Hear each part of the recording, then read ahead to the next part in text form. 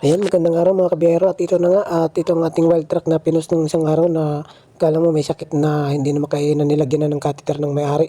Ayan, mapapansin nyo may mga tubo, may lagayan ng tubo, tsaka daluyan ng tubo yan na nilalagyan yung parang garapon. Ayan, na dyan nilalagay yung kanyang pagtagas, no? Kala mo catheter na nilagay sa makina.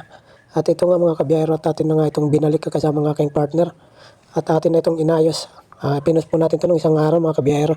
At ito na ang ating resulta sa ating pagbalik ng panibagong makina niya, panibagong kabit. Ayan. At atin ang sinuli ang mga nasira niyang mga parts, no? Atin ang binalik at napaandar na nga natin ito. At ito at panoorin natin kung paano siya umandar uli. Ayan mga kabiyero. Ito na nga mga kabiyero at atin na nga itong inayos yung pagkalagay ng mga piyesa niya, no? Ito na, binalik na natin ang kanyang fuel at tinanggal na rin natin ang kanyang catheter at mga hose.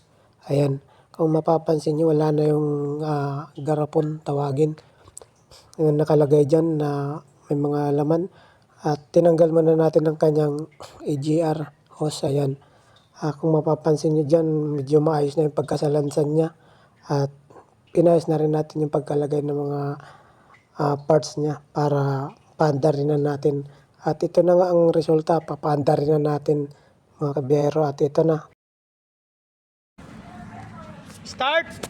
Ito na mga kabiyero at atin ang saksiyan ang pagkabuhay muli ng nakaratay na wild truck na to. At ito po pala ay pinag-eksperimentuhan ng may-ari at nilagyan ng catheter. At ito at atin ang pinapaandar uli. Binubuhay na natin ang natutulog niyang pagkahimlay dahil sa nilagyan siya ng catheter at hindi na napaandar muli ng may-ari ng 8 buwan kaya pinadala dito sa amin.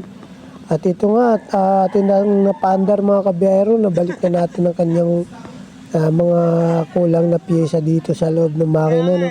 At ito nga sinusubukan na din namin paandarin yan mga kabiyero at pausukin ang kanyang tambutso.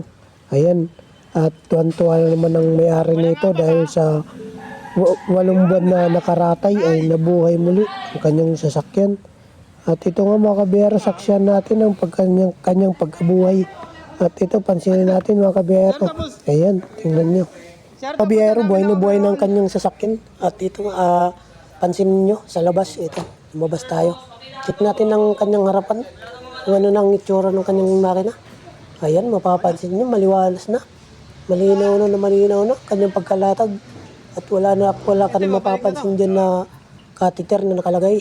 At ito nga mga kabiyero, tinatanggal ko na nga ang ating pinaglalagay dyan ng mga aparatos. At ibabalik muna natin sa dati niya. Yan mga kabiyero, tapos na natin testing ang kanyang makina. At kung nagustuhan niyo ang aking video ay pa-subscribe naman po. Maraming salamat po. Ayan.